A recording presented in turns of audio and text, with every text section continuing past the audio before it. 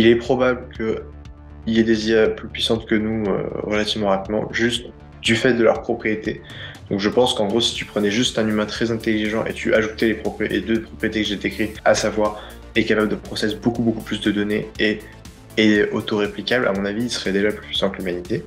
Du coup, ces IA vont explorer toutes les stratégies qui leur permettent d'atteindre un objectif donné. Et malheureusement, il s'avère que les stratégies power seeking soient optimales. Ils vont essayer de les prendre. Et la question, c'est quand ils vont essayer de prendre ces stratégies, à quel point on est capable de les empêcher.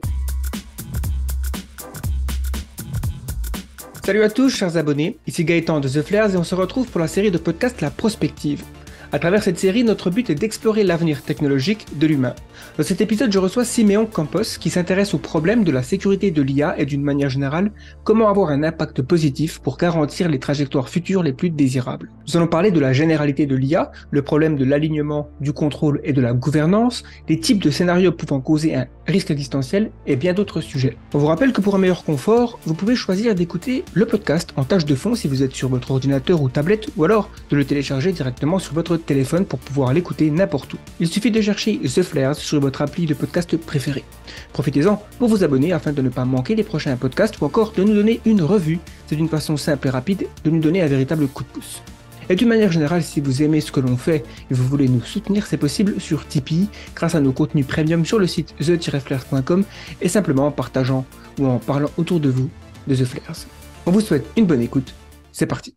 Bienvenue sur le podcast de Flares. Je suis avec Siméon. Merci Simon d'avoir accepté de participer à ce podcast. Je vais déjà te demander si tu pouvais brièvement te présenter juste pour qu'on ait une idée de qu'est-ce que tu fais dans la vie, sur quoi tu travailles et ton parcours, peut-être tes intérêts. Merci de m'avoir ici, Gaëtan. Donc moi, je m'appelle Siméon et j'ai fondé deux organisations. Une qui s'appelle Efficience et qui promeut la recherche impliquée et notamment qui aide des chercheurs qui veulent avoir une utilité sociale forte à faire de la recherche en sûreté de l'IA. Et la deuxième organisation, c'est Safer AI, qui est une organisation qui fait de l'AI auditing, donc de l'audit d'IA sur les modèles les plus puissants, qu'on peut désigner souvent comme General Purpose AI Systems. Ok.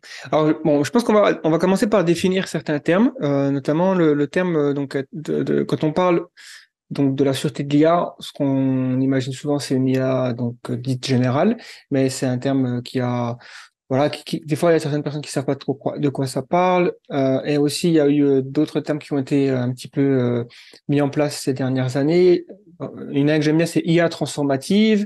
On parle aussi d'IA de niveau humain. Toi, tu as introduit, ou en tout cas, tu utilises le terme une IA qui recherche du pouvoir. Enfin, en anglais, c'est Power Seeking AI, si je me trompe pas. Donc, est-ce que tu as une préférence déjà sur ces termes et pourquoi l'un plutôt que l'autre, par exemple? Oui, j'ai une préférence. Donc, ouais, il y a la notion de transformative AI, il y a la notion d'AGI, il y a la notion d'artificial power seeking AI. Transformative AI, c'est l'idée d'une IA qui a un effet transformatif sur l'économie.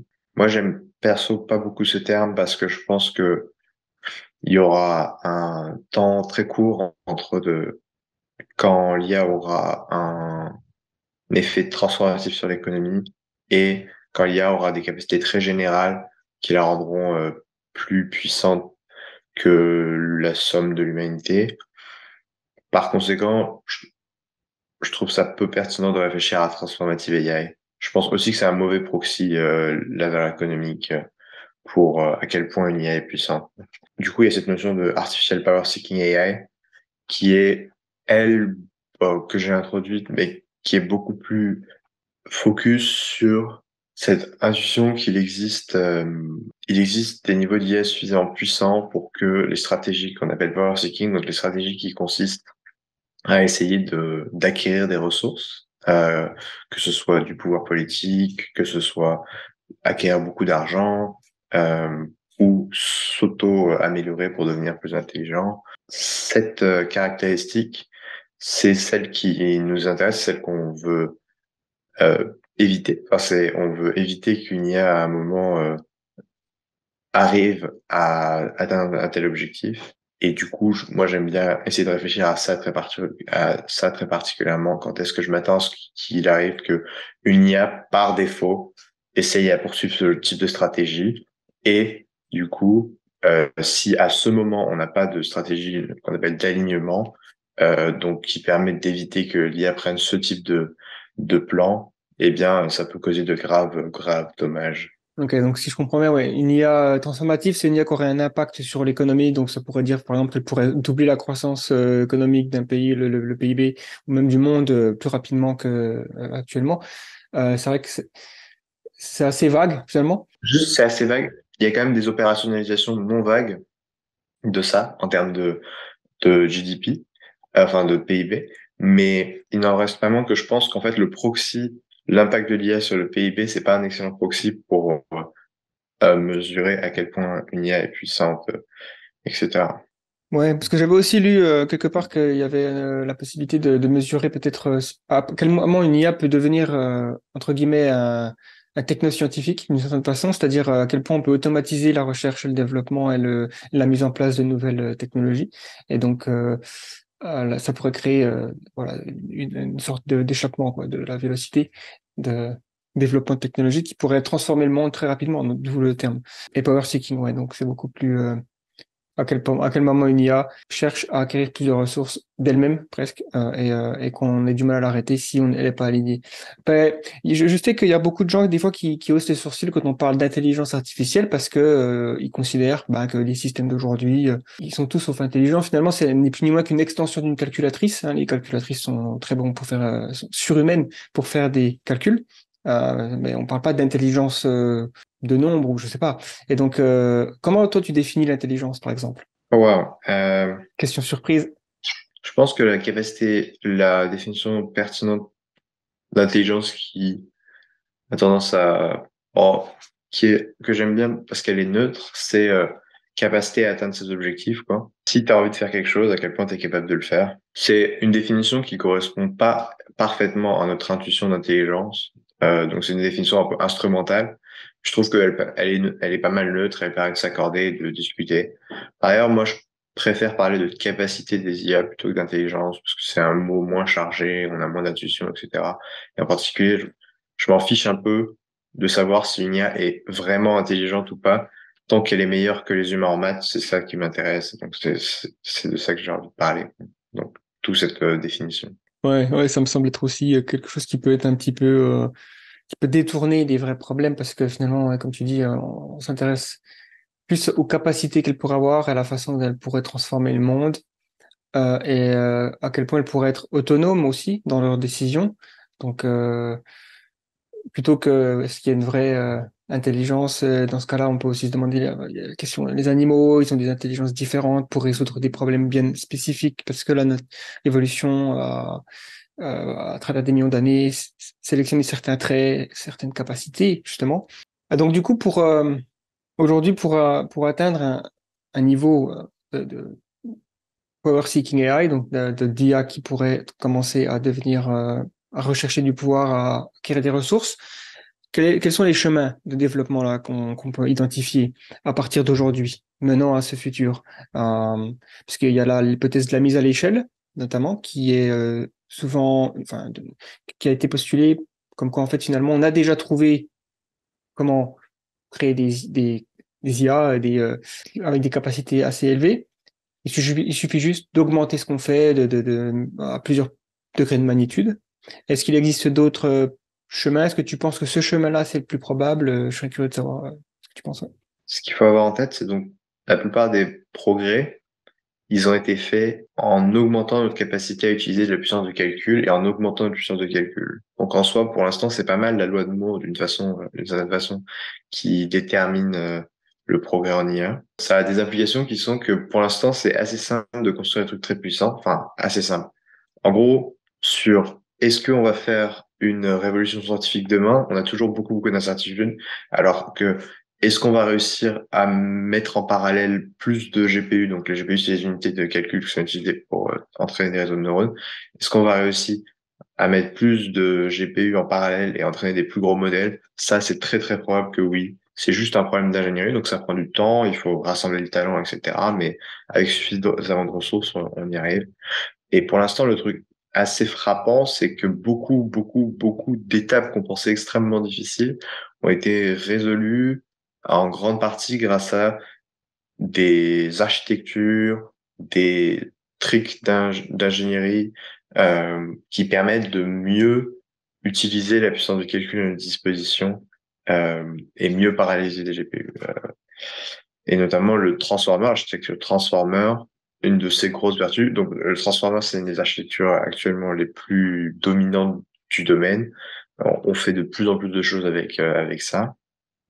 Et cette architecture, une de ses grosses propriétés, c'est qu'elle a été très très parallélisable, donc on peut l'entraîner avec beaucoup de puissance de calcul. Pour l'instant, la scaling hypothesis, donc hypothèse de mise à l'échelle, elle marche plutôt bien.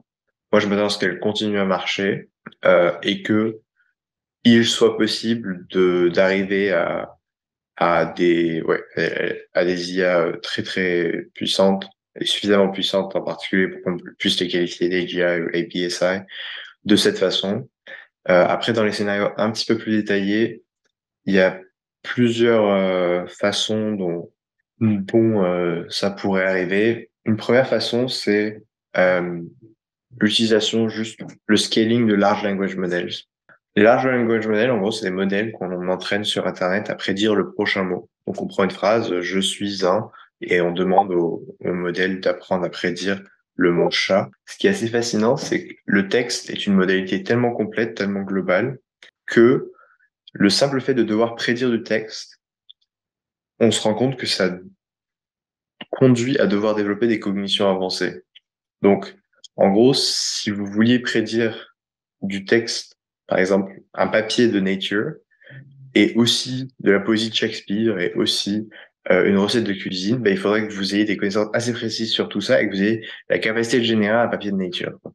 Et c'est ça qui est assez intéressant, c'est qu'Internet, c'est un corpus gigantesque, et Internet, en entraînant une IA sur tout Internet, en pratique, elle doit développer beaucoup d'algorithmes de cognition pour arriver à prédire aussi bien des mots sur Internet. Moi, je pense qu'en gros, si on continue juste à scaler cette technologie, on peut arriver à des technologies très très avancées, pas des AGI. Après, je sais pas si c'est la façon la plus rapide. Voilà. Un autre chemin, c'est coding AIs. Donc, en pratique, les IA de texte sont aussi très doués pour coder. Et ça peut créer des loops d'accélération qui mènent vers des AGI un peu plus rapidement. Donc, s'il y a une IA qui sait très bien faire du machine learning, un peu state of the art, ou qui est très bonne en ingénierie, etc., elle va accélérer la recherche qui peut conduire à AGI. Ensuite, il y a une troisième un peu famille de choses que les gens essayent très très fort et qui, si ça marche, ça peut être assez terrifiant. C'est donc jusque-là, il y a un peu de paradigme. Il y a le paradigme des large language models. Donc, on peut voir ces modèles comme des énormes modèles qui ont lu tout Internet et du coup qui ont une connaissance du monde très très développée et qui arrivent à comprendre le langage humain, etc. Ensuite, il y a le paradigme du reinforcement learning qu'on peut voir comme des algorithmes assez narrow, assez qui résolvent des tâches assez spécifiques comme le Go par exemple, mais ils le font tout seuls, sans besoin de data humaine, et ils arrivent assez rapidement à des compétences superhumaines, quoi. Et c'est souvent, historiquement, c'est quand il y a du RL qu'on arrive à exploser les compétences humaines, quoi. Et en gros, en ce moment, les gens essaient d'unifier un peu ces deux paradigmes et de prendre des gros language models qui amènent la connaissance du monde, du coup, et utiliser du reinforcement learning dessus pour aller au-delà de la compétence humaine, quoi. Et pour ça, c'est incertain si ça va marcher, etc. Mais disons que si ça marche, c'est un chemin potentiel vers AGI. Les différents chemins que j'ai mentionnés là sont pas mutuellement exclusifs.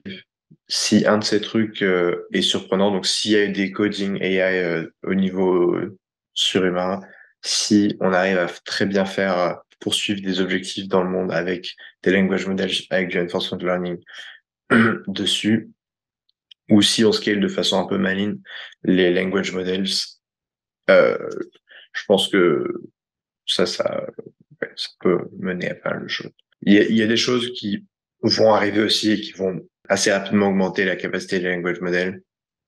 Un exemple, c'est actuellement les language models ont pas de long terme memory, donc de mémoire à long terme, ce qui est très inefficient, quoi. Donc ça veut dire que s'ils ont déjà fait un raisonnement dans le passé, ils peuvent pas le réutiliser. Ils doivent refaire le raisonnement ou ils retiennent le numéro de téléphone. Par exemple, GPT-3 connaît le numéro de téléphone de la Maison Blanche, c'est assez rigolo. Et du coup, il y a quelque part dans ses neurones, dans ses poids, super, euh, enfin, dans son nombre gigantesque de poids, il y a quelque part encodé le numéro de la Maison Blanche. Pour vous dire à quel point c'est inefficient. Et du coup, un truc obvious, c'est genre, euh, ajouter de la mémoire à long terme, ça a grandement augmenté leur capacité et les gens sont en train de faire ça. Oui, parce que finalement, on a un exemple d'intelligence générale, c'est nous et les grands mammifères, on peut même descendre dans l'échelle de la vie, hein. Il y a la généralité qui se manifeste notamment à travers l'apprentissage. Puis comme tu dis, la mémoire à long terme, c'est pas pour rien qu'on a ça. Ça marche, c'est efficace. Même bon, ça pourrait mieux marcher, hein, quand même. J'aimerais bien pouvoir me rappeler de toutes les lignes d'un livre que j'ai lu, mais c'est rare. En tout cas, j'aimerais savoir, par exemple, est-ce que tu penses que ces types de langage modèle, de large language model, sont capables, par exemple, à travers tout ce qu'ils ont lu, par exemple, sur Internet, de développer une sorte d'intuition pour découvrir des choses nouvelles, par exemple? Je pense que, est-ce que si on prend une GPT-3, par exemple, ou un dérivé, on lui fournit avec toute la littérature qu'il y avait en 1900, est-ce qu'il va découvrir de lui-même la relativité générale d'Einstein? Ça se saurait si GPT-3 savait faire ça, probablement. Mais oui, je pense que ça va devenir. Il n'y a pas de skill un peu magique qui fait qu'on fait ça, et que les large language models ne pourraient pas être capables de faire ça. Souvent, quand on trouve quelque chose, bon, la relativité générale d'Einstein, je pense que c'est quand même un des trucs les plus difficiles à trouver, quoi. Mais on va quand même essayer de décrire ce que fait Einstein en termes de capacité. Un truc que les large language models pour l'instant font pas, mais je pense que je m'attends à ce qu'ils le fassent rapidement parce que c'est un truc obvious. Et que les humains font, c'est l'itération, quoi, le caractère récursif. Donc, par exemple, Einstein n'a pas trouvé en une seule, en un seul raisonnement la relativité générale. Il a observé des faits, il a noté sur son calepin. Enfin, en vrai, j'ai aucune idée de comment Einstein a fait, donc me citez pas sur ça, mais je veux dire une invention assez géniale en général. Il observe plein de faits sur un calepin qui ne collent pas et ensuite il essaye de trouver de la théorie qui pourrait permettre d'expliquer ça un petit peu. Et ensuite, il itère sur cette théorie en faisant des allers-retours fait théorie, fait théorie. Petit à petit, il développe une meilleure compréhension globale de ce qui se passe. Et du coup, il pense à un objet mathématique, par exemple, qui pourrait permettre de représenter ça bien. Et donc, il commence à tester un peu cet objet mathématique. Et après, il, il, il fait un peu de la mécanique pour essayer de faire que ça fonctionne en ajoutant des hypothèses quand ça colle pas, en reframant un peu tout, en ajoutant des contraintes externes. En gros, il y a moyen de se planter à chaque étape. Donc, c'est ça qui rend le fait qu'il y a peu d'humains qui sont capables de faire ça. Parce que notamment, il faut avoir le niveau de cognition pour être capable de penser à, bah oui, les tenseurs, c'est une bonne idée d'appliquer aux questions de gravité. Mais c'est beaucoup de récursion, quoi. Et, euh, et beaucoup de connexions entre différents espaces de la connaissance qui sont non triviaux à connecter. Et je pense que les languages sont particulièrement excellents à faire ça, à connecter les espaces de la connaissance qui sont pas triviaux à connecter, notamment parce qu'ils ont une représentation cohérente euh, qu'on appelle l'embedding space des concepts, c'est-à-dire qu'ils ont une espèce d'espace pour GPT-3 en 10 000 dimensions où chaque vecteur veut dire quelque chose. Donc il y a le vecteur chat, il y a le vecteur maison, etc. Le fait d'avoir l'information structurée de façon cohérente comme ça permet de faire des liens, quoi. Tu peux voir que chat, il est un peu dans la même zone que chien, ou ouais. Et donc je m'attends à ce que une fois qu'on atteigne des niveaux de cognition élevés, oui, les large language models sachent faire des connexions substantiellement plus compliquées que nous, parce que nous, on a moins de puissance de calcul. Enfin, genre, souvent les connexions qu'on fait atypiques, c'est souvent des trucs un peu par hasard. Enfin, il y a beaucoup de coïncidences dans l'histoire de la science, en mode je lisais le journal sur la mécanique quantique et là j'ai versé du café sur moi, du coup j'ai pensé à connecter le café et la mécanique quantique. Enfin, genre, il y a beaucoup de coïncidences et je pense que c'est un symptôme on est très mauvais à connecter des trucs très distants. Je pense que language model, grâce à la grande structuration de leur espace de connaissances, auront peu de difficultés à ça. Je pense qu'en gros, une fois qu'on aura de la récursion, et une fois qu'on aura des language models qui sauront faire des raisonnements un peu plus profonds que ce qu'ils savent faire actuellement.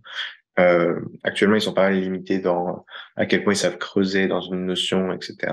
À quel point ils savent faire des raisonnements assez profonds. Bah, je pense, ouais, ça va petit à petit advenir. Ouais, non, ça me paraît logique. C'est vrai qu'il y a aussi cette idée du génie solitaire en sciences qui est en fait un mythe. Il n'y a jamais eu vraiment de révolution scientifique menée par une seule personne. Ça a toujours été un processus d'itération qui repose sur les travaux précédents dans un contexte bien précis avec des gens. En fait, t'enlèves Einstein, ça aurait retardé la relativité générale, mais ça l'aurait pas. Enfin, quelqu'un qui l'aurait trouvé peut-être 10 ou 20 ans après, peut-être plus, mais en tout cas, c'était pas quand même quelque chose qu'on peut juste attribuer, comme tu dis, un peu à un truc magique. Pareil pour d'autres découvertes, quoi. Et donc, quelle pourrait être une prochaine étape, prochain milestone, comme on dit en français, ça serait un prochain, ouais, étape que les IA vont franchir ou que ces modèles, ces architectures vont franchir qui aujourd'hui, elles sont pas capables de faire et elles deviendront superhumaines à cette tâche-là. Ce serait quoi Parce que là, par exemple, récemment, on a été tous enfin, moi personnellement, mais beaucoup de gens sont surpris et il y a une sorte d'effervescence autour des langages, des modèles qui génèrent de l'art, enfin de la créativité, des images génératives basées sur des prompts et hop, c'est aussi basé sur ces modèles de langage. Donc ça, on va dire, c'est une milestone qui est en train de tomber, quoi, là, générer des images à partir de textes, de pouvoir appliquer différents styles, tout ça. Quel pourrait être un prochain milestone? Là, j'ai beaucoup d'incertitudes. Je pense que j'aurais été assez mauvais à prédire ce qui allait tomber dans le passé, notamment parce que, bon, en gros, il y a une classe de trucs qui tombe plus rapidement que le reste, qui est les endroits où il y a beaucoup de données et où c'est possible de faire du reinforcement learning. Je pense que ça, c'est assez probable que ça tombe plus rapidement que le reste. Donc, un truc où je parie, genre, qui a 60-70% que ça tombe d'ici 2 ans, c'est le code. Ouais, 60%, je pense. Parce qu'il y a beaucoup, beaucoup de données. Donc, il y a genre GitHub et, euh, et parce que le fait que ton code soit il compile pas, crée un système formel un petit peu bien défini, un environnement bien défini, sur lequel tu peux faire du reinforcement learning. Une des problématiques euh, majeures du reinforcement learning en général, c'est bien définir ce qu'on veut.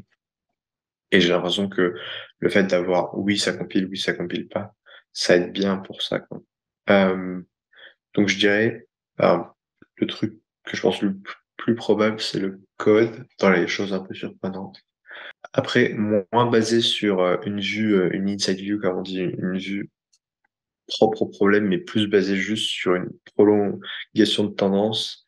Je pense que les maths, ça va tomber beaucoup plus tôt que ce que les gens pensent. En gros, il y a 5 mois, il y a eu le premier large language model qui a un peu explosé, enfin, les expectations, enfin, ce à quoi on s'attendait, avec, ça s'appelait Minerva, du coup, et ça résolvait un certain nombre d'exos de maths du bac, genre 80%, je pense, du bac polonais, si je me souviens bien. Et ça a résolvé de l'ordre de 30% d'exos du MIT, de licence de mathématiques. Et là, plus récemment, il y a 4 mois, il y a 2 mois, il y a Meta qui a publié un algo, pour le coup, avec une technologie assez différente, mais je pense qu'il y avait quand même du language model à l'intérieur. Je suis pas sûr. Qui avait résolu plus de 5 problèmes des IMO, médailles, enfin, Olympiade de mathématiques internationales.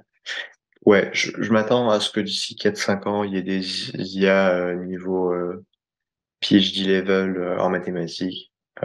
Enfin, peut-être même au niveau expert, ouais. Enfin, genre chercheur en maths. Je pense 4-5 ans, c'est pas mal conservatif. En gros, je serais pas si surpris si ça arrivait dans 2 ans, mais c'est juste, ouais, 4-5 ans, c'est là où j'ai 70% de chance, je pense. Ok, ouais. C'est vrai que ce serait super impressionnant d'avoir ces deux types de tâches résolus, on va dire, les maths et le code informatique. Qu'en est-il de la conversation humaine? Est-ce que tu t'attends à discuter avec une IA de façon très solide, très convaincante bientôt, ou c'est encore un petit peu bancal maintenant, hein? Je pense que c'est déjà résolu, ça va être résolu dans l'année qui vient, quoi. Alors, quand est-ce qu'on s'attend à le voir? Normalement, il y a jusqu'à 9 mois de délai à peu près entre ce que les gens entraînent en interne et ce qu'ils publient. Donc, je dirais que d'ici 2 ans et demi, euh, on devrait voir un truc qui converse avec les humains, sans que ce soit possible de le distinguer en moins de 3 minutes, un truc comme ça, d'un humain. En pratique, les trucs actuels sont déjà quand même pas mal robustes. La façon dont je m'attends à ce que ça soit solve, c'est juste, à mon avis, si t'arrives à traîner un truc 10 fois plus gros, quoi, je pense que ça le fera. Et je pense qu'il y a des gens qui vont traîner des trucs 10 fois plus gros, ou qui ont déjà traîné des trucs 10 fois plus gros que les trucs les plus gros qui sont déjà là, d'ici quelques années, d'ici 2 ans et demi. Ouais, ça me semble être une étape qui va marquer les esprits parce que ça sera vraiment quelque chose de tangible. Parce que c'est vrai, quand tu dis aux gens, enfin, l'opinion, enfin, le grand public, on va dire, des systèmes d'intelligence artificielle qui résout des problèmes mathématiques, les gens se disent ok, cool. Mais si tu peux avoir au téléphone, tu sais pas tellement à qui tu parles, ça va commencer à un peu voilà, vraiment s'inscrire dans l'esprit des gens. J'aimerais aussi savoir qu'est-ce que tu penses de GPT-4 qui va certainement arriver. Est-ce que tu as certainement, enfin je sais pas, un avis particulier sur GPT-4? Est-ce que GPT-4 sera une IA générale ou pas? Est-ce que c'est pour quand d'ailleurs? Je sais pas trop à ce niveau-là. Peut-être aussi, avant de commencer, peut-être récapituler ce que c'est que ce système GPT, pourquoi on parle de GPT-4 aujourd'hui et tout ça. J'ai pas d'informations que les gens n'ont pas, enfin, peuvent pas trouver sur Internet. Il y avait quelqu'un qui m'avait dit en privé des trucs, mais ça s'est avéré faux, donc, enfin, genre, on a plein de gossip, etc., mais, ouais. Donc, je, je vais juste redire ce que j'ai un peu lu. Donc, GPT-4, c'est le successeur de GPT-3. Bon, c'est pas mal le marketing parce que il y a de bonnes chances qu'il ressemble pas exactement à GPT-3, enfin, que ce soit pas exactement pareil, etc. C'est juste que, historiquement, on va dire, la tête de modèle de OpenAI, ça a été les GPT, et du coup, ils continuent à aligner GPT parce que c'est chaque fois un événement très attendu. Enfin, en particulier, GPT-2 et GPT-3 avaient tous les deux énormément surpris, et du coup, là, maintenant, c'est un événement super hype, etc. Ce qui est écrit sur Internet, c'est que ça va être publié entre janvier et mars, je crois, 2023. Et ce que j'ai trouvé un peu surprenant, c'est qu'apparemment, enfin, ce que disent les gens, mais c'est pas d'une source méga fiable, j'ai l'impression. C'est que ça a une tête assez différente des modèles qui ont été traînés jusque-là. Donc, en gros, jusque-là, on entraîne des modèles qui sont denses, c'est-à-dire des modèles où, à chaque itération, le modèle est entièrement entraîné. Genre, tous les poids sont activés quand tu fais passer le mot chat et qu'il doit prédire le mot d'après, quoi. Donc, on appelle ça, c'est transformer dense. Et apparemment, là, ils auraient entraîné un modèle sparse. Et l'idée du modèle sparse, c'est de faire un peu comme il y a dans le cerveau, à savoir un modèle où il y a qu'un sous-ensemble des neurones qui s'activent pour répondre à une fonction donnée. Donc, tu as une partie du cerveau qui est, on va dire, chargée de faire des maths, l'autre qui est chargée de faire un raisonnement intuitif, rapide, des choses comme ça.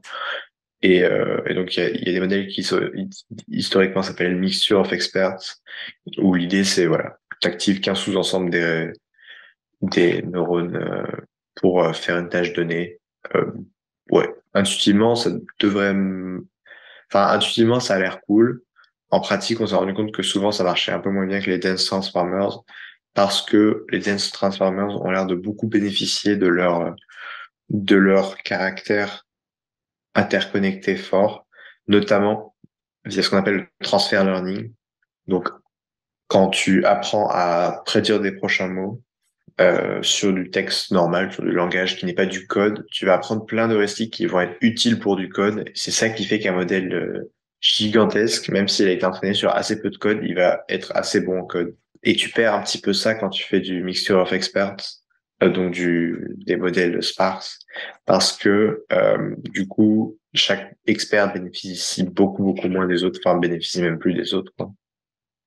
Et donc là, apparemment, c'est le GPT-4, enfin j'avais lu que les gens disent que c'est un sparse modèle et qu'il a 100 trillions de paramètres. Mais du coup, ça ne veut rien dire parce que, enfin, c'est pas comparable avec les dense transformers parce que ça fait juste exploser le nombre de paramètres de faire un truc sparse. Mais ça a beaucoup surpris le fait qu'ils aient annoncé ça. C'est pour ça que je suis pas très confiant sur ça. J'imagine qu'on verra dans quelques mois, hein, c'est assez proche. Si tu devais aussi, alors là, c'est une question, je sais, qui est compliquée, mais il y a quelques voilà, sondages qui ont été mis en place pour savoir un petit peu pour prendre la température, on va dire, de différents experts sur quand est-ce qu'on peut s'attendre à justement la barrière de la généralité soit franchie, ou en tout cas qu'une IA soit capable d'accomplir des tâches dans plusieurs domaines, entre guillemets, de niveau humain, même si cette idée de niveau humain, elle me paraît un peu bizarre, puisque une calculatrice, elle n'est pas de niveau humain, elle est surhumaine. En fait, l'idée que on aura des systèmes qui s'arrêtent au niveau humain et qui ne deviennent pas supérieurs, ça me paraît être une erreur quoi, hein, de raisonnement. En tout cas, ouais, ton pronostic, ce serait quoi? Et peut-être aussi un petit peu les différentes médianes qui ont été stipulées. Pour moi, c'est assez confusant parce que quand je réfléchis tout seul et que j'essaye de réfléchir à quand est-ce que je m'attends à ce que telle capacité soit cassée, enfin soit surpassée, etc. J'arrive à des nombres vraiment très proches. Quand je réfléchis et quand je discute avec des gens que je trouve très intelligents et que je respecte beaucoup pour leurs prédictions, etc. Et avec qui j'aime beaucoup discuter parce qu'ils prennent en compte beaucoup d'arguments, etc. Et ben les gens en sont en moyenne beaucoup plus euh, ont des dates beaucoup plus distantes que les miennes.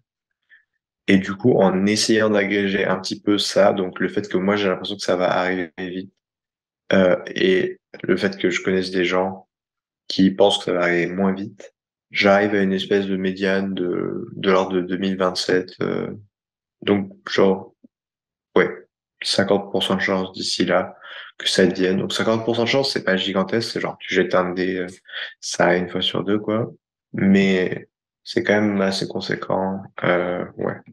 Ouais, puis 2027, c'est quand même pas éloigné, quoi. C'est vraiment demain, quoi. Sur l'échelle du siècle. Parce que souvent, on entend des dates plutôt mid-century, la moitié du siècle, pardon. Donc, 2040, 2050. 2035, par exemple, ça a été un peu avancé aussi, notamment, il me semble, par Aya Kotra de Open Ouais, Philanthropy. Ouais, ouais. parce que par rapport à certains principes, notamment, elle parle d'ancrage biologique, il me semble. Enfin, Ouais. faudrait que je lise en détail son truc. J'ai juste une vue de loin, mais en tout cas, 2027, bon, on n'a pas beaucoup de temps, quoi. Ouais, en gros, il y a plusieurs clusters de gens qui pensent différentes choses. Euh, il y a le cluster un petit peu des communautés rationalistes, altruisme efficace, qui pensent pas mal. Bon, en gros, au sein de ça, il y a deux clusters. Il y a les gens souvent un peu plus distants du field qui sont en mode 2070, 2060. Il y a les gens, enfin, qui bossent dans les labos qui font de la recherche en AI alignment notamment, qui sont plus en mode 2035, 2000, ouais, dans ces eaux-là. Et donc, Ajay Kotra en fait partie.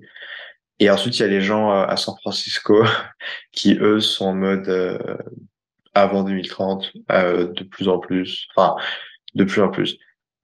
Mon impression, c'est qu'en tout cas, par exemple, Anthropic, qui est une boîte d'IA, ils sont, parfois, la plupart des gens que j'ai rencontrés, ils disaient avant 2030, des choses comme ça. Après, il y a des phénomènes sociaux, etc., avoir un air, je dis des choses contre-intuitives, donc c'est un peu difficile de contrôler pour ça. Mais, euh, ouais, je pense, une prédiction que je peux faire, c'est genre, je suis 70% confiant que la révélation de GPT-4 va plus réduire en moyenne qu'allonger les timelines de à peu près tout le monde. Et est-ce que je saurais faire une prédiction quantitative? Hmm. Donc il y a Metaculus, c'est ce site qui permet de faire des prédictions et d'agréger des prédictions de différentes communautés. Je pense qu'il y a 60% de chances que ça réduise de 2 ans ou plus les timelines sur AGI général. Enfin, il y a une question en gros qui est actuellement à 2039-2040, je pense, qui prédit AGI, une version forte d'AGI. Et je pense que celle-là, elle va réduire de 2 ans ou plus à la sortie de GPT-4, avec 60%. Ouais, et du coup, qu'est-ce qui pourrait, si on essaie d'imaginer différents scénarios, qu'est-ce qui pourrait ralentir, voire arrêter le développement en ce moment, à part peut-être la fin du monde, mais je veux dire, bon, évidemment, ce serait une option, mais est-ce qu'il y en aurait d'autres? Arrêter le développement ou le ralentir? Est-ce qu'il y a certains, je sais pas, des obstacles qu'on envisage pourraient arriver? Par exemple, je pense à un truc là. Il semblerait quand même qu'il y a une certaine probabilité qui grossit, qu'il y aura un conflit froid ou chaud entre la Chine et les États-Unis vis-à-vis de Taïwan. Il y a des choses qui se passent qui sont inquiétantes. Ça pourrait peut-être affecter l'économie mondiale de sorte que peut-être que les différentes prédictions vont être repoussées parce que notamment à cause des semi-conducteurs, tout ça, peut-être que ça, il y a une nécessité pour les GPU. Ça pourrait être quelque chose qui pourrait être pris en compte. Est-ce qu'il y en a d'autres? Je sais pas. Ouais, c'est terrible comme situation que l'un des événements qui est le plus de chances effectivement de grandement affecter tout ça, c'est probablement effectivement une guerre mondiale ou des choses comme ça, quoi. Parce qu'on s'attend pas nécessairement à un nouvel hiver, un nouvel hiver de l'IA comme il y a eu avant, parce qu'il y a déjà eu des périodes d'excitation, de hype, qui ont ensuite été suivies par une sorte de douche froide avec beaucoup moins d'investissement, tout ça. Cette fois-ci, ça semble être différent, mais c'est pas impossible que on se découvre qu'il y a un obstacle, je sais pas trop, et que il y a peut-être d'autres pans de l'économie qui vont être plus intéressantes pour les investisseurs, je sais pas. Mais ça semble peu probable, effectivement. En gros, à l'étape où on en est de développement, effectivement, ça c'est un peu probable que tout redescende. Après, les investisseurs sont très procycliques. Donc, genre, il y a des temps crypto, des temps, des temps IA, etc. Là, on est dans un temps IA. Je m'attends à ce qu'il y ait beaucoup de choses qui restent, quoi. Sur ces histoires de guerre mondiale ou de Taïwan, je pense que c'est strictement pire. Enfin, je pense que je préfère que l'IA soit développée d'ici là qu'à voir ça, parce que ça, c'est robustement de la merde, quoi. Euh, et après, est-ce qu'il existe des façons de slow down? Bah, il y a des façons un peu faibles, du genre, tu peux essayer de faire signer au labo des clauses de coordination qui font qu'ils ils ont moins intérêt à race, ils ont plus intérêt à mettre plus en safety. Tu peux essayer de mettre des contraintes sur la publication de résultats nouveaux. Donc, en gros, si les labs gardent plus pour eux les résultats qui font avancer le field, ça a de bonnes chances de ralentir, des choses comme ça. Et donc, à l'étape où on en est, à savoir, alors, il y a 4 ou 5 labs monstrueux en IA et 3, 4 labs qui accélèrent très vite. C'est pas évident d'arrêter tout. Euh, à part quand t'arrêtes le monde en général, ça arrête, y compris ça, mais ouais, c'est pas une solution désirable. Ouais, c'est vrai que quand on y réfléchit bien, en fait, on est presque garanti de voir quelque chose d'extraordinaire durant notre vivant. Mais quand je dis extraordinaire, c'est à l'échelle d'humanité, quoi. Donc un événement qui est peut-être comparable à la révolution agraire, agricole ou la révolution industrielle, quoi. C'est-à-dire, soit, effectivement, on a un développement qui continue et on a à un moment donné dans ce siècle, durant notre vivant, certainement, des systèmes qui sont plus intelligents que les êtres humains sur quasiment toutes les tâches qui peuvent mettre leurs mains dessus, quoi. Et si ça n'arrive pas, c'est que il y a une guerre mondiale ou une catastrophe si grande qu'elle empêcherait tout progrès qui semble vraiment cataclysmique pour le coup.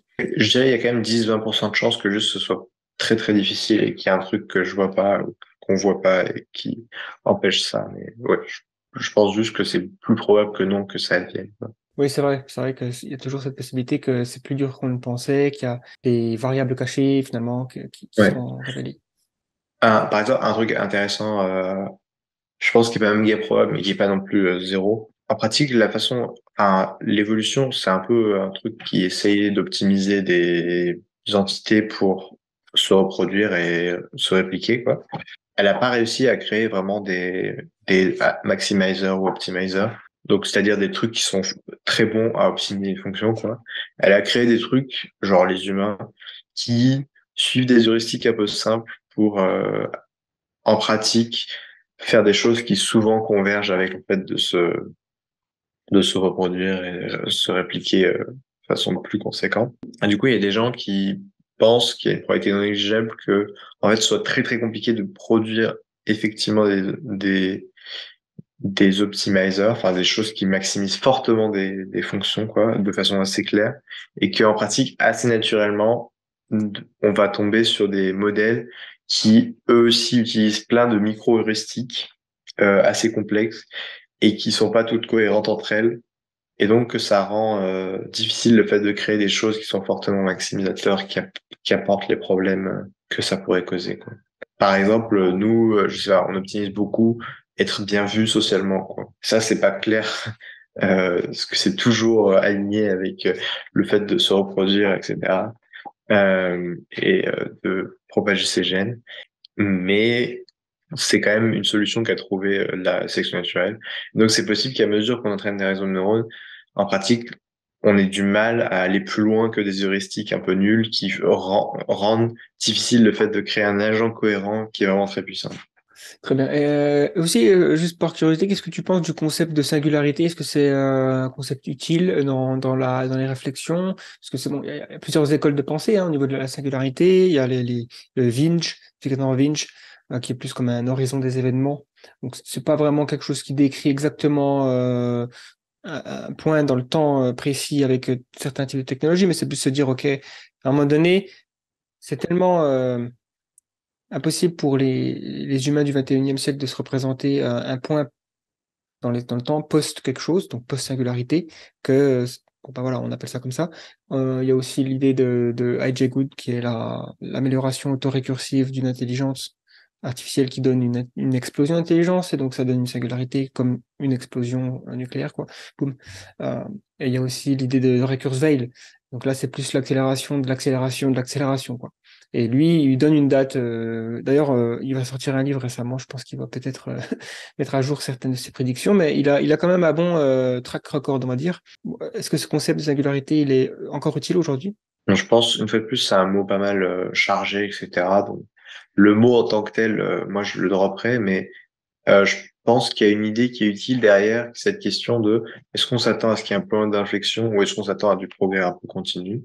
Et ça, c'est une question assez importante parce que du coup, ça a beaucoup d'implications sur qu'est-ce qu'on devrait faire pour s'assurer que ce soit bien aligné avec nos préférences et nos valeurs. Parce qu'en gros, on est très fort historiquement pour gérer un problème d'ingénierie un peu continu, quoi. Et on n'est pas très fort pour gérer des trucs non linéaires qui d'un coup deviennent très puissants.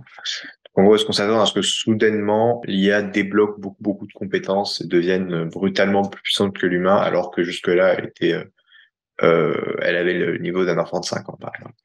En pratique, je pense que la question qui dérive de ça, qui est encore plus précise et intéressante, c'est est-ce que, en gros, on s'attend à ce que l'essentiel du progrès, en gros, ce qui fait qu'on passe enfin, est-ce que ce qui nous permet de passer post-AGI, c'est les algorithmes continuent à apprendre via gradient descent et juste tombent dans dans des minima globaux enfin, locaux de plus en plus globaux et de mieux en mieux, quoi. Donc, est-ce que c'est gradient descent le driver de l'amélioration des réseaux de neurones? Ou est-ce qu'on va tomber sur des nouveaux algorithmes d'apprentissage qui sont typiquement le genre de choses qui peuvent créer des points d'inflexion? Donc en gros, si tu passes de ma façon de comprendre le monde, c'est gradient descent, et du coup, je suis très peu, enfin, genre j'ai besoin de 1000 terabytes de données pour être capable, non, 1 terabyte de texte pour être capable de dire des choses pertinentes, à ça y est, je suis capable de lire sur Internet et de comprendre ce qui se passe et de en tirer les conclusions adéquates et de prendre des actions dans le monde. Et ben genre, en gros, si tu débloques cet algorithme de je suis capable de lire sur Internet et d'en tirer les bonnes conséquences, quoi, tu vas être soudainement bien meilleur à mettre à leverage toute la connaissance humaine et toute la connaissance que tu as déjà accumulée, etc. Et donc ce déblocage, ça peut te faire passer de je suis un truc pas très intelligent à ça y est, je suis plus intelligent que la somme des humains réunis. Donc la question c'est est-ce qu'on va tomber sur des nouveaux algorithmes d'apprentissage, quoi? En pratique, c'est assez probable que oui, parce il y a déjà eu des nouveaux algorithmes d'apprentissage. Donc un truc intéressant, c'est en gros entre 0 et 1 milliard de paramètres, les modèles de langage sont très capables si jamais enfin sont très capables, sont capables, deviennent capables si tu les entraînes sur 1000 à 10 000 exemples d'une tâche, en gros. Donc, si tu veux faire qu'ils fassent du résumé, tu les entraînes sur 10 000 exemples de résumé, et ensuite tu deviens relativement potable à faire du résumé. Entre 1 et 10 milliards, il se passe un truc qui est que les modèles deviennent capables de faire ce qu'on appelle du in-context learning. Donc, que tu leur expliques juste une tâche, genre une fois, tu leur donnes un exemple, ou 2 exemples, ou 3 exemples, et ils sont relativement bons à générer un quatrième résumé, par exemple. Et ça, ce in-context learning, c'est un nouvel algorithme d'apprentissage qui accélère drastiquement la vitesse à laquelle un language model peut faire une nouvelle tâche. Parce que tu passes de, t'as besoin de lui expliquer 10 000 fois un truc, à t'as besoin de lui expliquer 3 fois, quoi. Ça, c'est un exemple en faisant un entraînement avec Gradient Descent, on tombe sur un nouvel algorithme d'apprentissage qui accélère drastiquement la rapidité d'apprentissage et qui, actuellement, n'a pas créé de point d'inflexion, mais si jamais il y a un super in-context learning qui a dit à un moment, c'est possible que ça soit un point qui fasse un point d'inflexion. Ouais, je comprends l'idée. Ouais. C'est vrai que généralement dans l'histoire des découvertes, quand quelque chose devient 10 000 ou 1 million de fois, soit plus performant, soit moins cher, soit, en gros, tout de suite ça change complètement la discipline, quoi. Quand on était capable par exemple, l'invention de la locomotive. Avant, fallait utiliser des charrues, tout ça pour déplacer des objets sur des distances, voilà, limitées parce que tu peux pas aller aussi loin que tu veux avec des animaux. Et d'un coup, on a une autre catégorie de technologie qui fait la même chose, des millions enfin, je sais pas combien de fois plus puissant, mais voilà, c'est pour ça qu'on parle aussi de chevaux en automotive.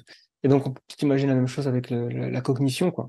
Ouais, je pense qu'il y a même un truc en plus qui est que, en pratique, je pense, si tu regardais la courbe de vitesse, je serais pas surpris qu'elle soit exponentielle, même malgré ces sauts qualitatifs de progression, parce que ça met toujours du temps à développer une technologie.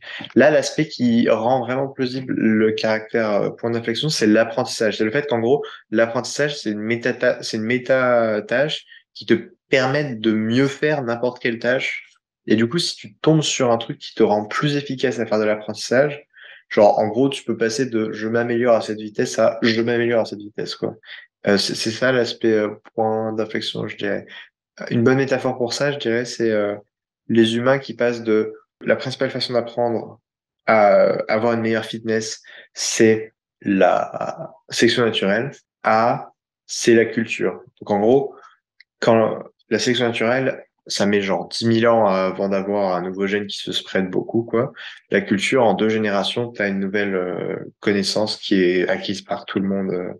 Et c'est ça qui a fait on partage 98% de notre patrimoine génétique, 97, je sais plus quel est le nombre exact, avec le chimpanzé, mais on est beaucoup plus puissant que lui parce qu'on a développé ce mécanisme qui est la culture, qui a une espèce de point d'inflexion qui fait que on n'est pas juste tu peux pas tracer une droite et dire degré de puissance du chimpanzé et degré de puissance des humains, quoi. Genre il y a un truc qui se passe et c'est pas explicable par la différence génétique. C'est juste, on a développé un truc qui est un peu 0 ou 1, qui est la culture.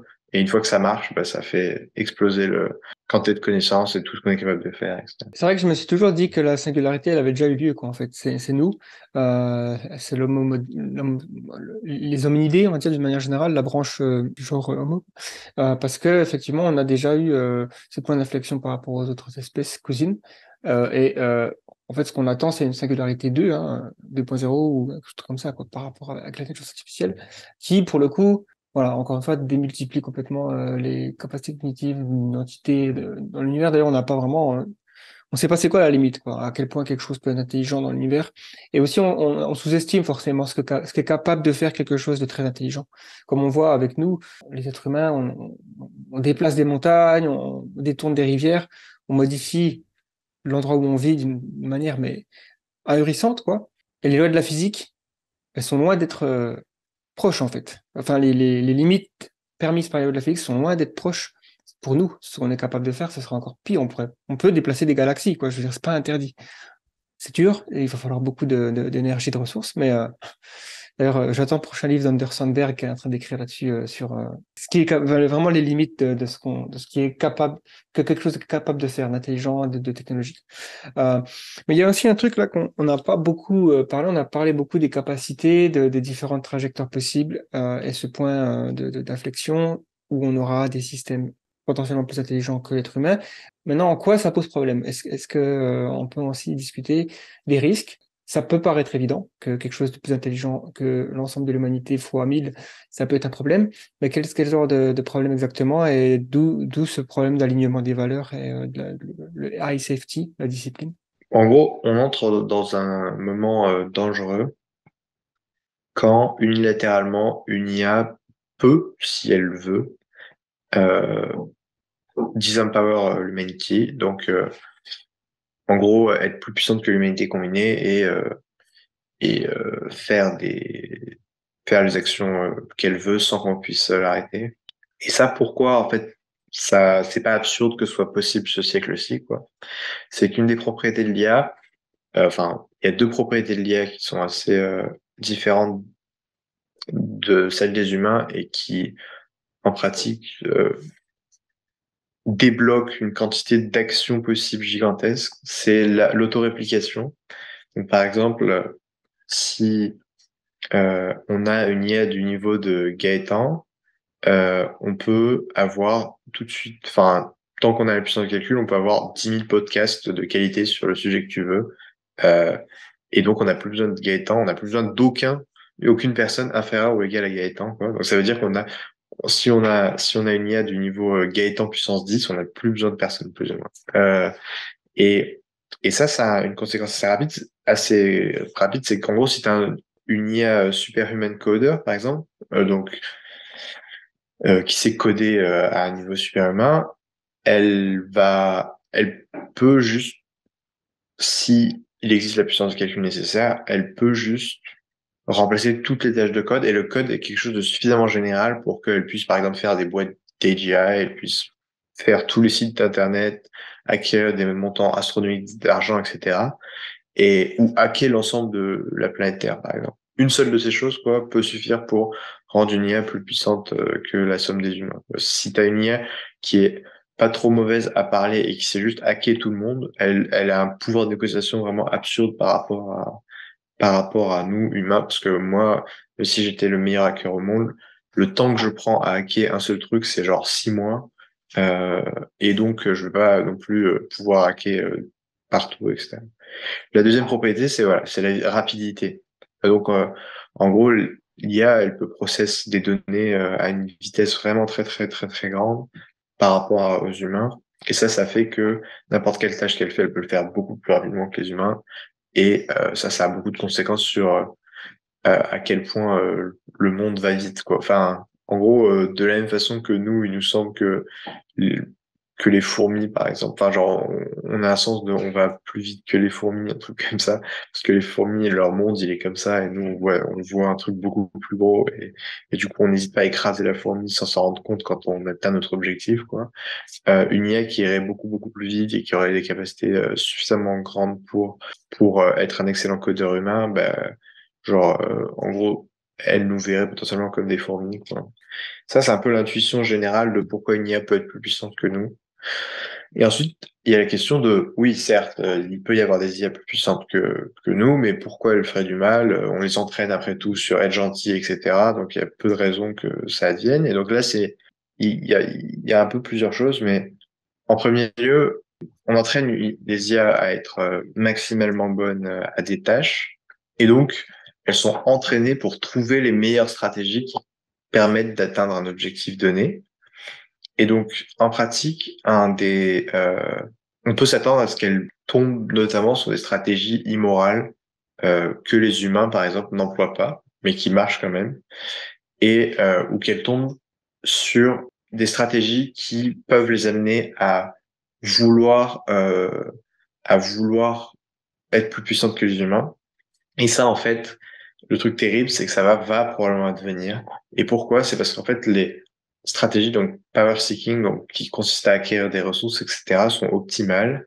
Il y a un papier qui montre ça. Et l'intuition, c'est, en gros, pour tout objectif de maximisation sans borne supérieure. Donc, ces deux hypothèses sont vraiment très importantes. Et en pratique, il y a du débat sur à quel point elles sont réelles ou pas. Mais pour tout objectif de maximisation sans borne supérieure, donc par exemple maximiser, je sais pas, la capacité, enfin maximiser le nombre de chèvres dans l'univers, eh bien, il y a toujours un moment où ça devient pertinent d'augmenter ta quantité de ressources. Donc, soit augmenter la quantité d'argent, la quantité d'énergie auquel tu as accès, t'auto-améliorer, etc. Par exemple, nous autres humains, on passe 20 ans à faire de l'éducation pour être suffisamment fine-tuné, on pourrait dire, pour être suffisamment bon, pour ensuite pouvoir avoir un job quelque part. Donc on passe un cinquième de notre temps sur Terre à s'améliorer jusqu'à être suffisamment bon pour pouvoir faire des trucs, quoi. On passe ensuite du temps à acquérir de l'argent, des choses comme ça. Et il y a des humains qui cherchent vraiment à acquérir beaucoup d'argent et qui prennent beaucoup d'actions à cette visée pour atteindre leurs objectifs. Du coup, on s'attend à ce que les IA suffisamment malignes, elles se rendent compte que acquérir de ressources, c'est très très utile. Et du coup, elles essayent de faire ça. Et le problème, c'est que mécaniquement, il y a des tensions. Nous, on va être là. Non, IA, s'il te plaît, ne crée pas ton armée privée euh, pour protéger ta entreprise ou quoi. Et du coup, ensuite, l'IA anticipant qu'on pense cela, par exemple, pourrait être amené à vouloir unilatéralement faire des moves qui pourraient réduire notre pouvoir ouais. Cet aspect de un, il est probable que il y ait des IA plus puissantes que nous relativement rapidement, juste du fait de leur propriété. Donc je pense qu'en gros, si tu prenais juste un humain très intelligent et tu ajoutais les deux propriétés que j'ai décrites, à savoir est capable de processer beaucoup beaucoup plus de données et autoréplicable, à mon avis, il serait déjà plus puissant que l'humanité. Et la deuxième propriété, c'est du coup ces IA vont explorer toutes les stratégies qui leur permettent d'atteindre un objectif donné. Et malheureusement, il s'avère que les stratégies power seeking sont optimales. Et donc, ils vont tomber dessus. Et donc, ils vont essayer de les prendre. Et la question, c'est quand ils vont essayer de prendre ces stratégies, à quel point on est capable de les empêcher. Enfin, à quel point on est capable soit de les empêcher de prendre ces stratégies, soit les en prévenir. Ok, donc c'est vrai que c'était un bon résumé du risque et la probabilité que ce soit finalement le scénario par défaut. Finalement, qu'une IA soit, enfin une IA générale ou transformative ou une APSI soit par défaut mal alignée, juste par extension, parce que, ben, comme tu dis, elle va chercher des ressources et donc elle pourrait être mal alignée. Mais on pourrait aussi se dire, au final, si elle a appris en consommant tout Internet, elle aura peut-être je sais pas, d'une certaine intuition qu'on est gentil, enfin qu'on est ses alliés. Comment on fait pour s'assurer de ça? Ouais, faut vraiment voir que, la raison pour laquelle l'IA est sujette à vouloir diminuer notre pouvoir, c'est pas parce qu'elle est méchante ou parce qu'elle nous aime pas, c'est vraiment, on est enfin, la plupart d'entre nous seront probablement en conflit avec ces objectifs de maximisation premiers, quoi. De la même façon qu'une personne peut essayer de vous écarter du pouvoir pour augmenter le sien, quoi. C'est vraiment cette dynamique. C'est juste que là, on joue avec un joueur qui est beaucoup plus puissant que nous, et c'est ça qui devient dangereux. Mais c'est vraiment exactement la même dynamique que vos collègues de travail qui essayent de vous écarter ou quoi. Oui, je pense que c'est important, c'est vrai, de préciser qu'il n'y a pas de méchanceté ou de malveillance auprès d'un système comme ça, au sein d'un système comme ça. C'est plus vraiment, comme tu dis, un conflit d'objectifs et aussi tout simplement la poursuite d'un objectif qui entraîne instrumentalement des conséquences négatives pour nous parce que elle va s'appuyer sur ça un peu comme nous. On va dire qu'on a un effet négatif sur l'environnement. Pour certaines espèces, par exemple, on est mal aligné avec leurs valeurs, quoi.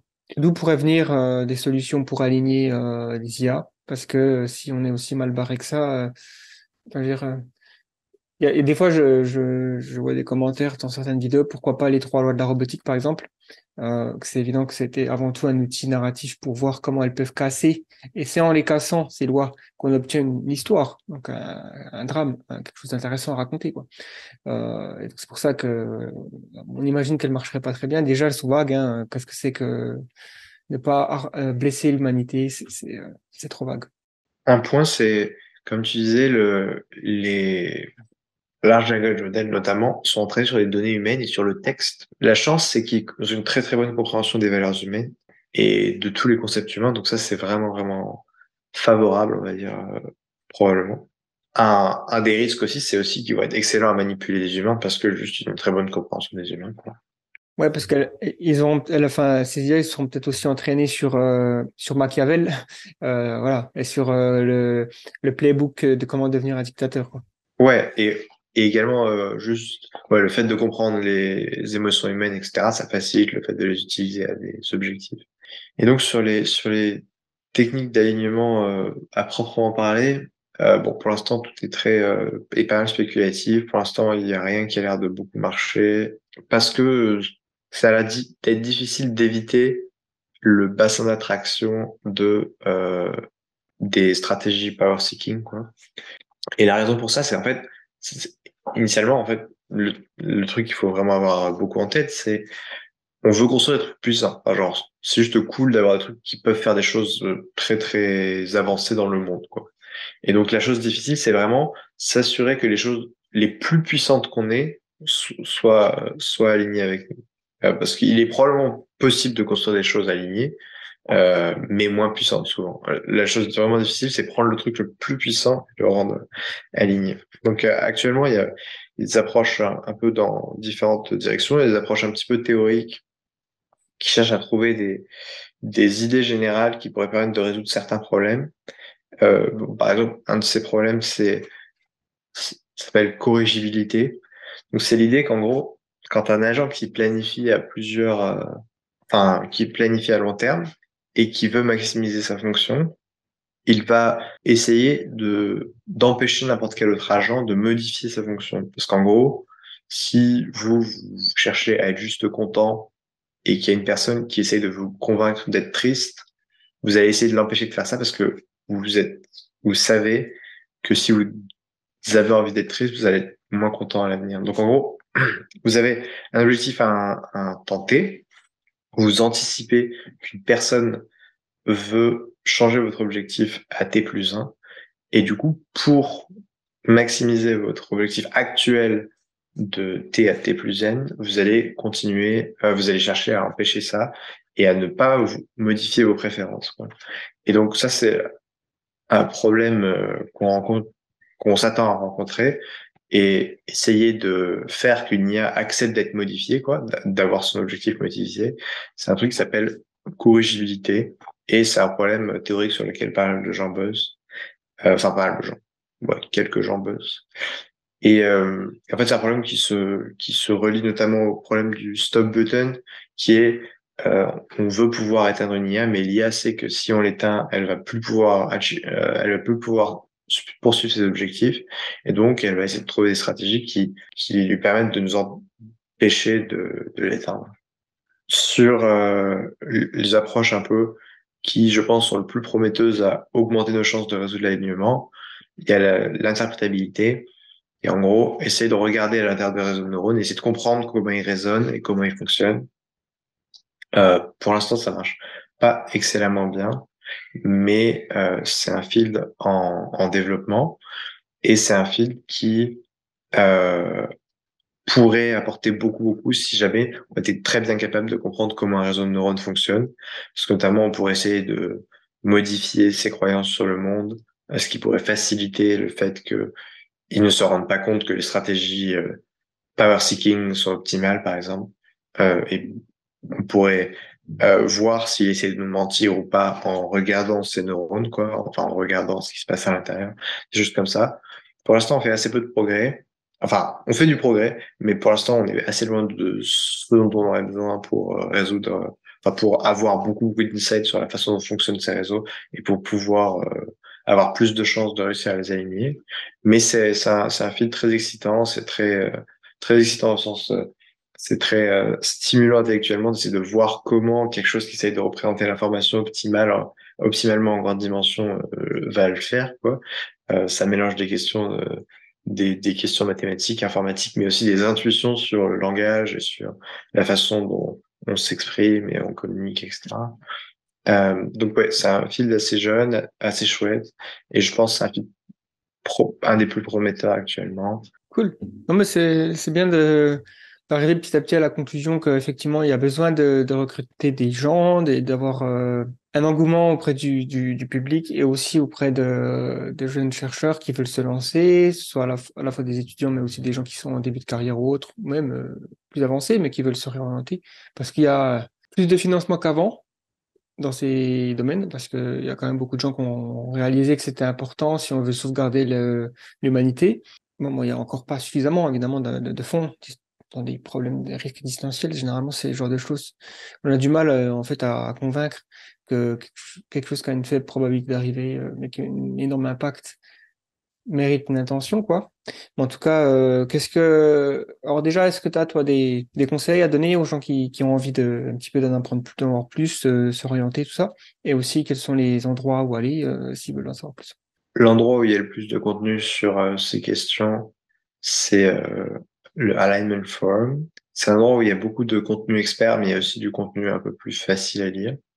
Sinon, il y a une chaîne YouTube qui s'appelle Rob Miles, R-O-B, et plus loin Miles, M-I-L-E-S, qui permet de beaucoup apprendre toutes les bases nécessaires à comprendre un peu ce domaine. Il y a un cours un peu plus formel qui s'appelle AGI Safety Fundamentals, qui est disponible sur Internet et que vous pouvez soit lire en autodidacte, soit prendre en remote avec d'autres gens dans une cohorte. Si vous êtes intéressé par poursuivre une carrière dans ce domaine, vous pouvez me contacter. Enfin, je serais très content de vous parler parce que je contribue pas mal ouais, établir la communauté en France. Et vous pouvez me contacter à campos, campos.simeon, S-I-M-E-O-N, @gmail.com. Et je serais très content de faire un appel avec vous pour discuter de tout ça. J'indiquerai tous ces liens dans la description. Je sais pas s'il y a quelque chose que tu veux mentionner à la fin, quelque chose que tu aurais aimé discuter que je t'ai pas posé comme question. Il y a un peu un cycle de croyances qui est assez intéressant autour de ces questions. Donc, la question de se faire dominer par des AGI, c'est quelque chose de très, très abstrait. Et donc, au début, c'est normal que ce soit juste abstrait. Bon, moi, j'ai passé à peu près un an à avoir la croyance que c'était un problème très, très important, etc., sans que mes croyances au quotidien soient beaucoup affectées par ça. Donc, en gros, j'ai pas propagé l'implication de avoir la croyance qu'il y ait des AGI d'ici 20, 30 ans sur, ah, bah, ça veut dire quoi sur ma vie au quotidien? Parce que, en fait, c'est un truc super abstrait et dans mon environnement, personne ne croit ça et donc c'est assez normal qu'il se passe ça. Au bout d'un an, du coup, j'ai commencé à voir les implications de ce que ça avait sur ma vie concrète au quotidien, quoi.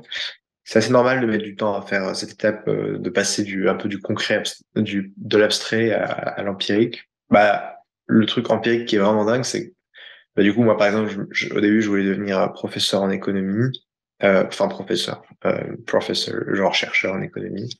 Et je me disais, comme ça, dans genre 20, 30 ans, j'affecte beaucoup, beaucoup le monde parce que les chercheurs en économie en fin de carrière, souvent, ils ont une influence très conséquente et je cherche pas mal à maximiser mon impact en ce monde. Et je me suis rendu compte que, en fait, une des applications d'avoir la croyance sur les c'est que il fallait avoir un impact probablement avant, avant 30 ans, quoi. Et après, ça a aussi des implications sur est-ce que j'achète une maison ou pas? Est-ce que j'épargne à long terme à 20 ans ou pas? Enfin, ça a beaucoup, beaucoup d'implications un peu curieuses, sur l'ensemble des autres croyances, et notamment, Ce qui est marrant, c'est que dès que vous devez prédire quelque chose à 30 ans, par exemple, donc sur le changement climatique, par exemple, et vous devez prendre en compte votre croyance sur AGI parce que juste, il y a cet aspect point d'inflexion qui fait que si jamais on a AGI dans 15 ans et que tout se passe bien, bah, a priori, dans 16 ans ou dans 17 ans, on n'aura probablement plus de changement climatique parce que juste, ça change drastiquement la rapidité de progrès technologique, etc. Mais bon, moi, je pense que c'est une bonne chose de se passer mal. Donc, je suis pas trop optimiste non plus, mais ouais. Donc, il y a vraiment cet aspect. C'est normal si ça vous paraît un peu bizarre au début. Je vous invite à réfléchir au raisonnement en interne. Tout le monde a cet aspect délai entre la première fois qu'on entend parler et du risque, et ensuite vraiment update ses autres croyances sur ça et tirer les conséquences un petit peu. Oui, c'est vrai qu'on agit sur nos croyances en général quand elles deviennent concrètes. Et donc, c'est pour ça que, voilà, il y a mais on a du mal, de toute façon, même quand on a des croyances bien ancrées, de réfléchir à long terme, hein, sur même enfin voilà, la retraite par exemple, c'est quelque chose. C'est dur de convaincre les gens quand ils sont jeunes d'économiser, de faire attention à certaines choses pour maximiser un futur bénéfice qui pourrait arriver dans 30-40 ans. Et donc rien que ça, quand c'est un bénéfice pour nous, on a du mal. Alors quand c'est un truc abstrait on entend un peu de tout à travers. Il y a aussi on va dire des conceptions erronées sur le sujet à travers peut-être ce qu'on peut voir à la science-fiction. Donc ouais, ben, c'est intéressant parce qu'il y a aussi cette idée de Stewart Russell, il me semble, qui avait proposé de l'expérience de pensée. Si demain on capte un message et on est sûr et certain, il n'y a pas de voilà, il y a pas de doute possible. Ça vient d'une civilisation extraterrestre qui dit on arrive dans 30 ans, préparez-vous. C'est impossible qu'on reste sans rien faire à aller voilà notre train quotidien parce que 30 ans c'est un futur que la plupart des gens vont vivre. Civilisations extraterrestres qui viennent jusqu'à nous, ça veut dire plus avancé, plus intelligent, plus comme compétent. Donc ça veut dire complète disruption en fait du quotidien qui est incompréhensible. Et là, on est un peu pareil sur voilà une IA. Il y a toutes ces expériences de pensée aussi sur des trucs qui font flipper un peu. Ouais, ouais, ouais. Ça peut faire flipper trop de gens. Ouais, bon, en tout cas, c'était super sympa de discuter de ces sujets, toujours un plaisir. J'invite voilà, tous ceux qui veulent en savoir plus à aller voir les liens que tu as mentionnés, te contacter directement s'il y a besoin. Bonne chance pour la suite, hein, au plaisir de refaire une conversation. Ben, merci beaucoup de m'avoir accueilli, Gaëtan. C'était un plaisir. Peut-être Et, pour une fois que GPT-4 sera sorti, on fera une session. ouais, pré-GPT-4, quel honneur d'en discuter dans ce monde pas encore chamboulé. Merci d'avoir suivi cet épisode. Si ce genre de contenu vous plaît, je vous invite à aller sur la chaîne YouTube, notre site, et d'écouter les autres épisodes du podcast La Prospective, mais aussi de la série Humain demain. Si vous voulez nous soutenir, vous pouvez le faire financièrement sur Tipeee, YouTube ou en achetant nos contenus premium sur le site, mais tout simplement en partageant ou encore de nous écrire une revue et un commentaire. C'est une façon simple et rapide de nous donner un véritable coup de pouce. C'était Gaëtan pour The Flares. Merci et à bientôt.